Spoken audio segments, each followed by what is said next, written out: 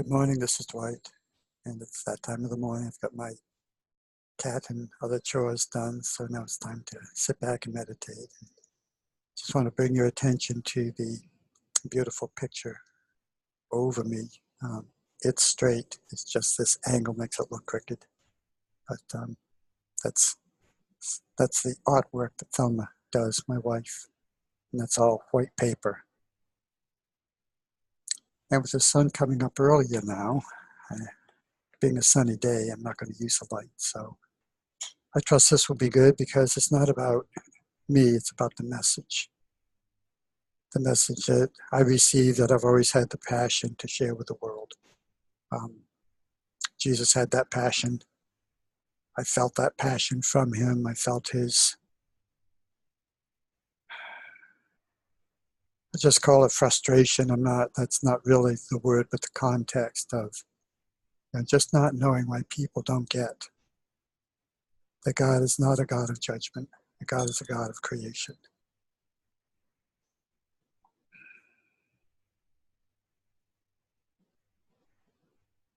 And that this God, in order to be everywhere present, must be everything that is.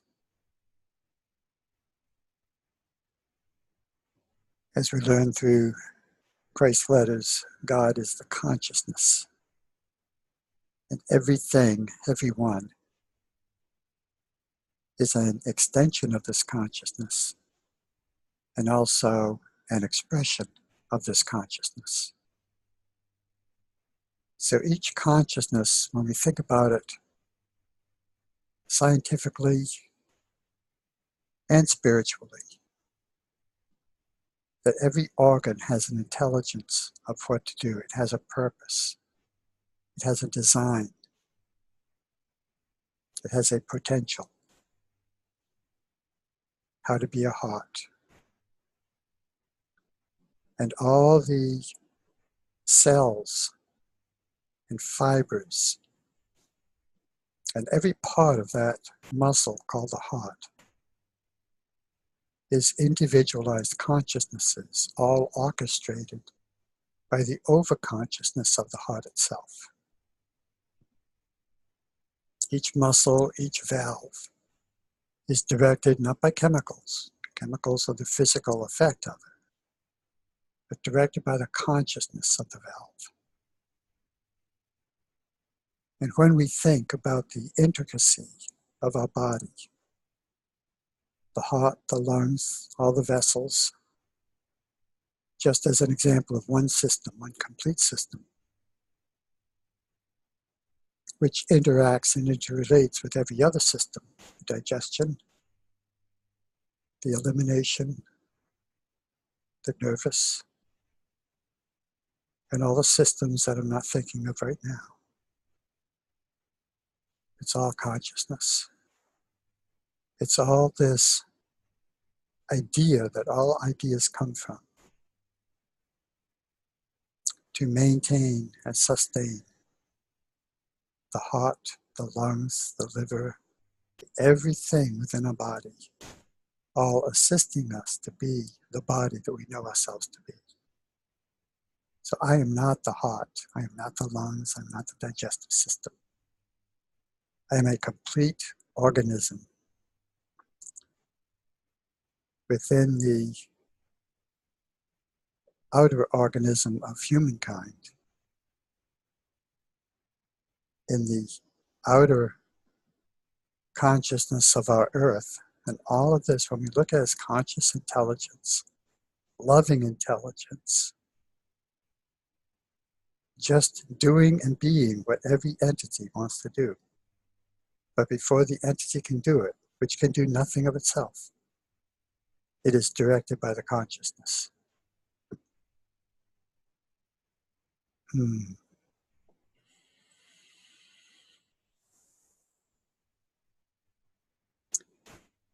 so, man's fall is in his ability to choose other than what that consciousness guides and directs us to do. This consciousness is obedient to our word, our thought, our desire, we become, as God, the idea bringer forther. Idea comes from the great idea. There's no separation in it. Just like a radio station is there for all the stations, each one of us tune into our own vibration on that band, on that radio. And when we tune into the consciousness that creates us, fathom that. When I connect with the consciousness that creates me and listen to, here's what I would have you do. Don't have to do it. But if you want peace and harmony and joy and happiness and health and prosperity and loving relationships, if you want all this, then listen to me.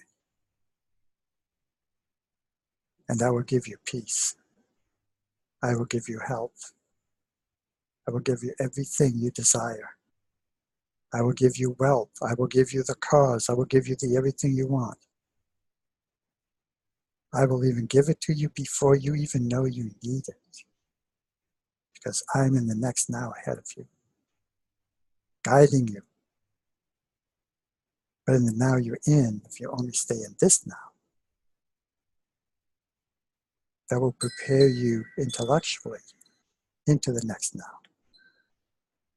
But to be in this now is to be in the next now ahead of it, allowing it to create, to unfold,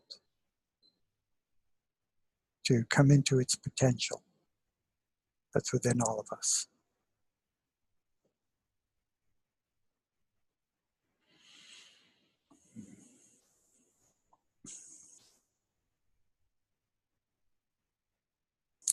This is why I'm so grateful for my brother Jesus.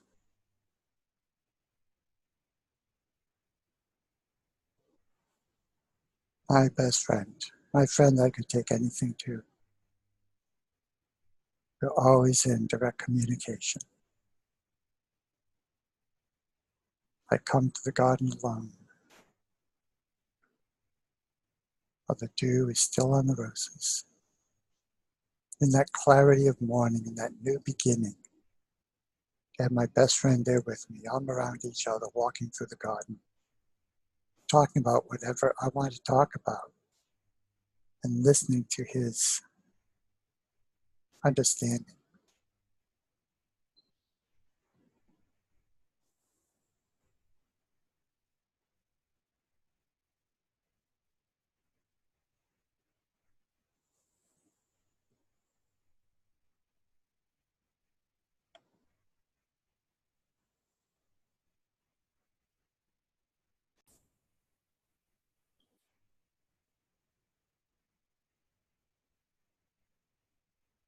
So for me, Jesus is in kind of a translucent state. He's what I call my window to see God. He's like the idea of God coming to me and dialoguing with me.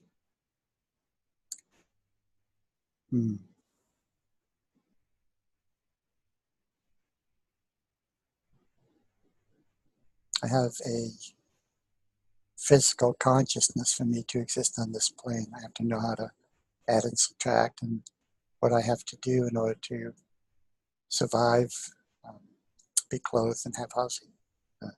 Three essentials.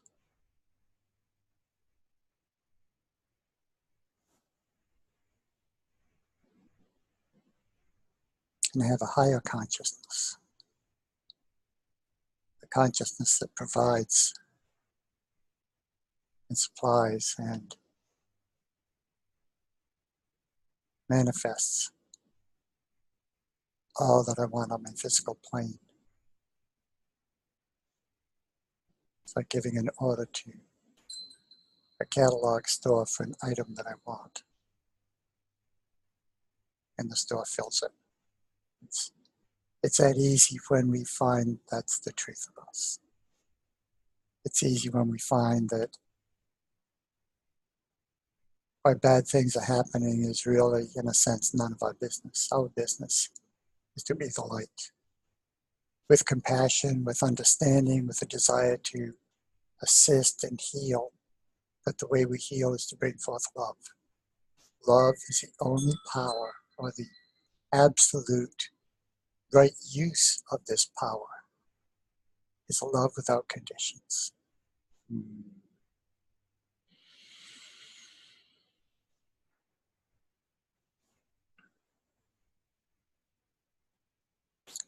And as unconditional as I believe my feelings and my attitudes and my choices are, I know that I haven't even scratched the surface. Christ presents it often in the letters that it's like comparing the light of a lightning bug to the sun. It's so minimal, and yet I feel so loving, first of myself. This is our laboratory.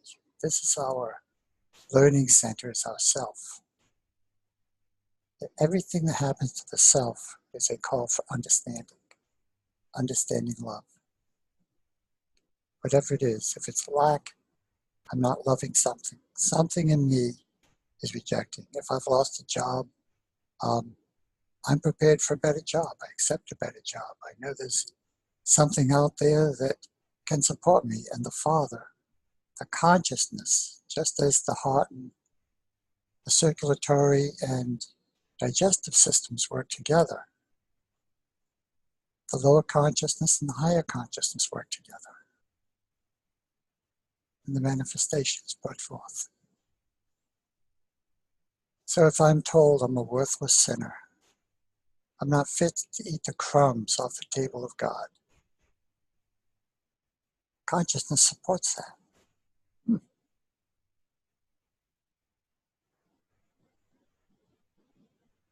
That for me is real horror, because that's exactly what Jesus came to take away that myth.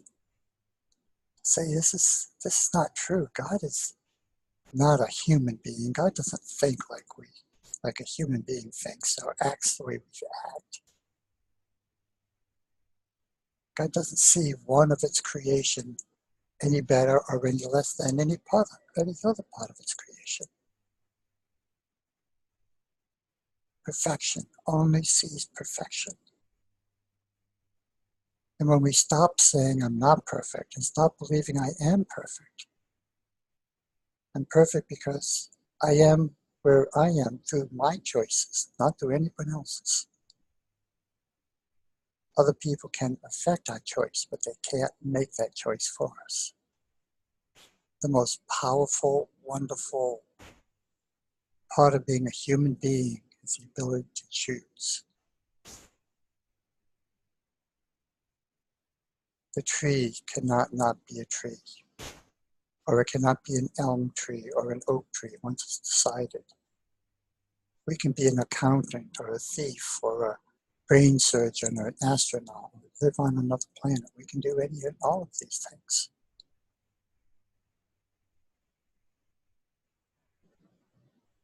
How big is my infinity of possibilities in this now moment to be who and what I want to be? And in the infinity of possibilities is still limited by what I perceive. How big can I imagine it? So my desire is to know I'm small in my imagination, to opening me up to, I know there's a possibility. I know there's a possibility. I know there's a solution. I know there's an answer.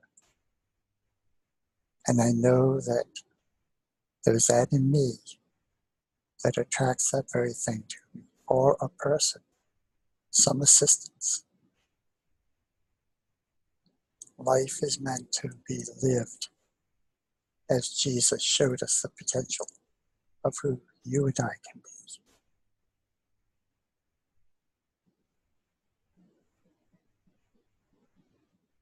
I stay with this for a while.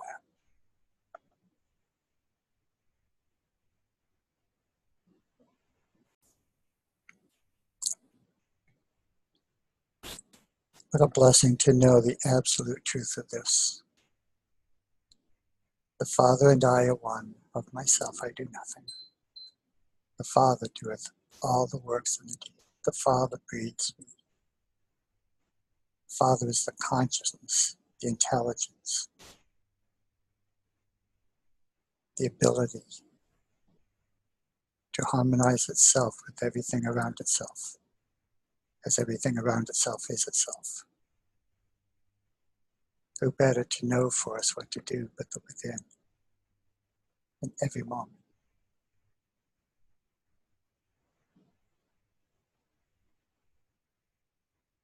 Such a blessing to be in this place all the time,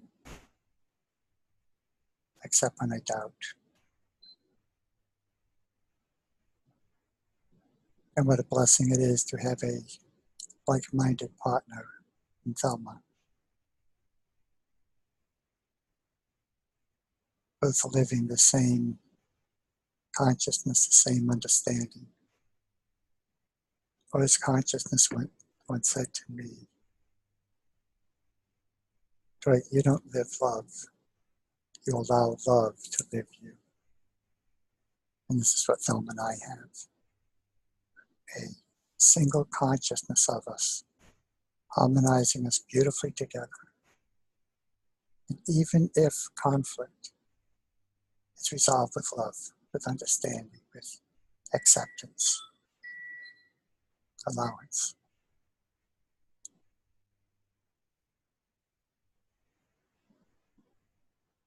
If you can feel this in this now moment, can you imagine everyone in the world feeling the same way?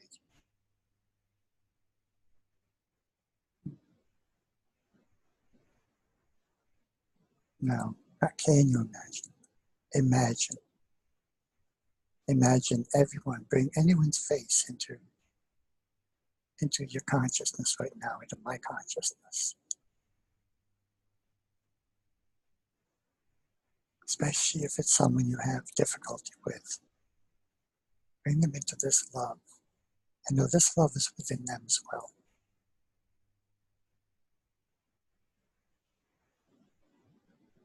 When you show it forth, it attracts that within them. Even if they resist it, a part of them will know. Many people see the truth and reject it.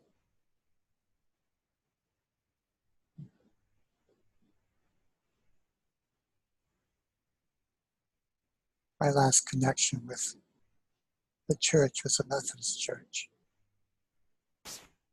And the minister gave the communion ritual, for lack of a better name.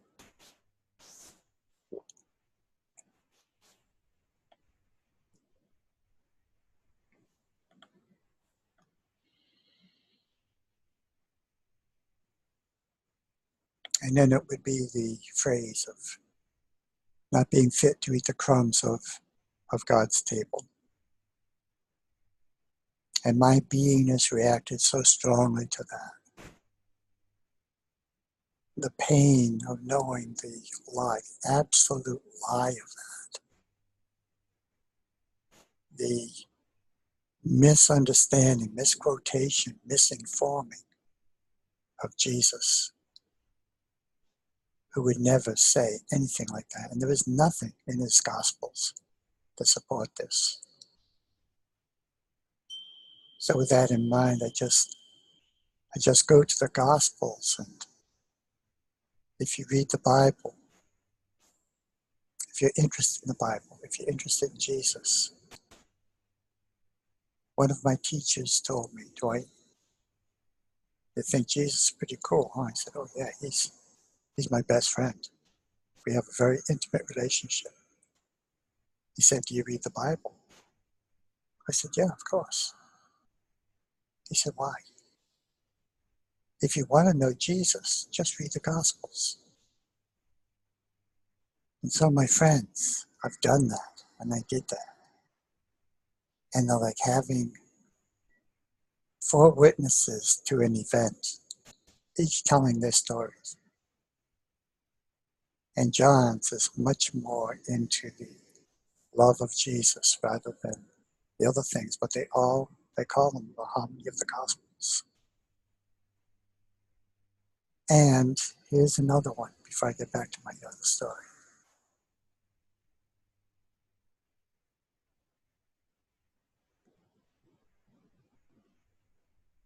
I lost it. But one of the things I love about my mind, and my father so ridiculed as being simple, is that I have a single thought going on. And if I forget that thought, it can be gone forever.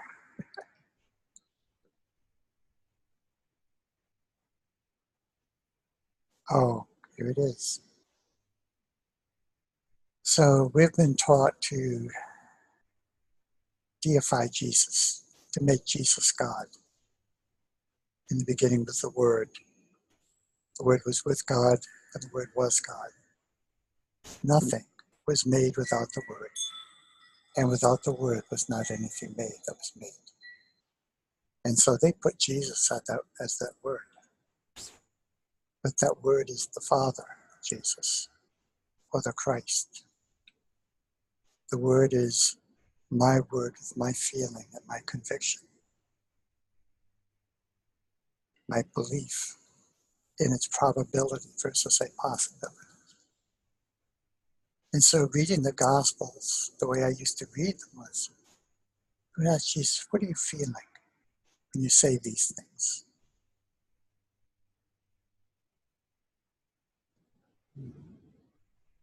And I would get inside him and I would feel what it feels like to have that peace.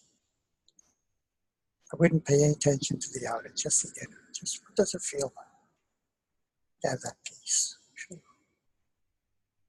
I don't have to think anything about it, just what is it like to have peace? Total relaxation, total safety, total support, total everything. Just no moment, just the breath and peace. And I would do the same with love, which peace is a facet of. So if I can taste peace and expand that, expand that, expand that, I find love, the greater love, the God love, the Christ love. And I would feel that. And I would look at, how can I love this from this day? How can I see the horror in the world while I'm in this place of love? Well, I have to change my opinion about that, change my perception.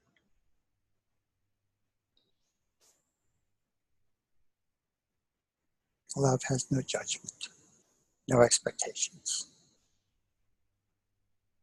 So also I would ask Jesus, and what are you telling me? What do you want me to learn from what you're saying? And what do you want me to tell the world?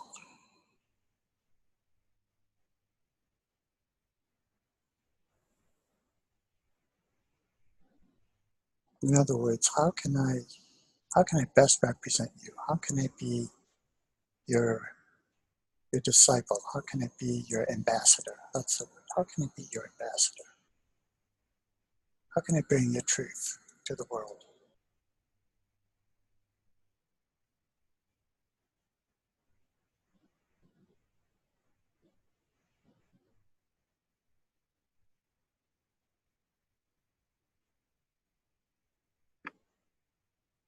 I've got to pause and come back.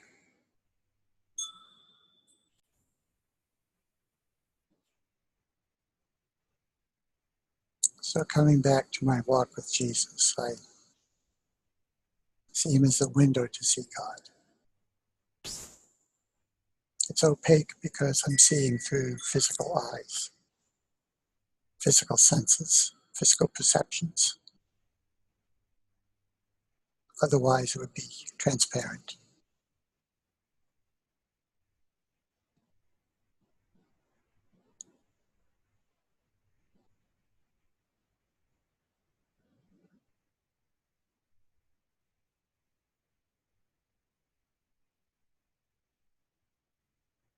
And Jesus is the mirror to see myself. How am I doing? Am I doing all that you can do, all that you have done? Am I loving as you love? Am I forgiving as you forgive with nothing to forgive? Am I authentic in my expression?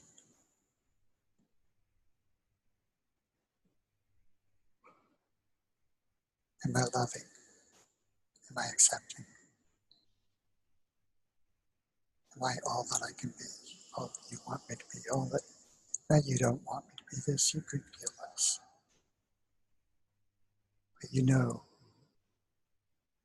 your intention for me. You know your potential for me. I never fall short of that. I've only in my own eyes, not in yours.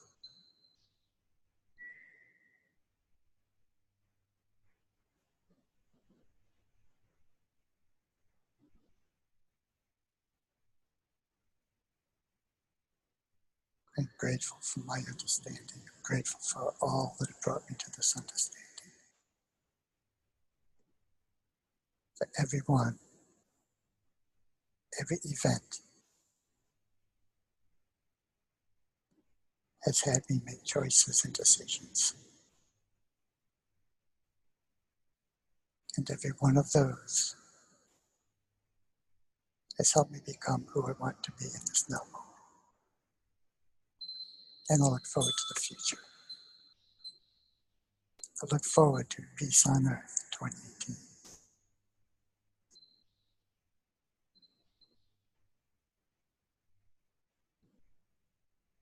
And if this meditation means this to you, I would just ask you to pass it on. I don't know how to do that. I'm still in the learning process. I have a long learning curve because I've learned for understanding, not for memorizing. My memory is not very good, so I have to rely on understanding. And that deficiency in my comprehension assists me in my growth. My simple mind assists me because I only look for truth, for joy, for happiness, for peace of mind. Whatever I have to adjust within myself to accomplish this, I accomplish it.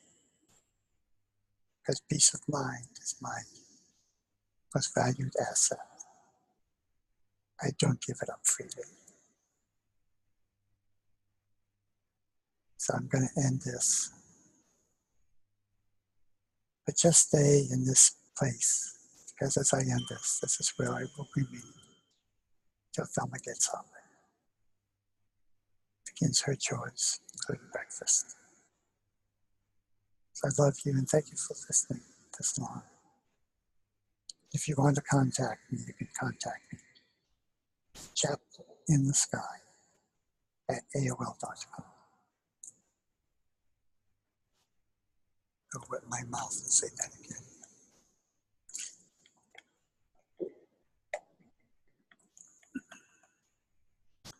Chapel in the Sky at AOL.com.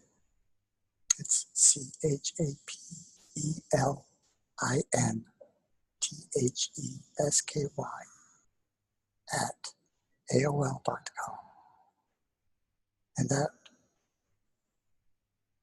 title, that name is given to me by Henry Cook from long, long ago, in November 2006, when we began recording Christ Letters. And we realized we have no boundaries. It's all electronic. So it's just like being in the sky, being in the atmosphere. I'm grateful that this has come to you. I'm grateful that it's come to me. Life goes on beautifully. Day 6 of 2018.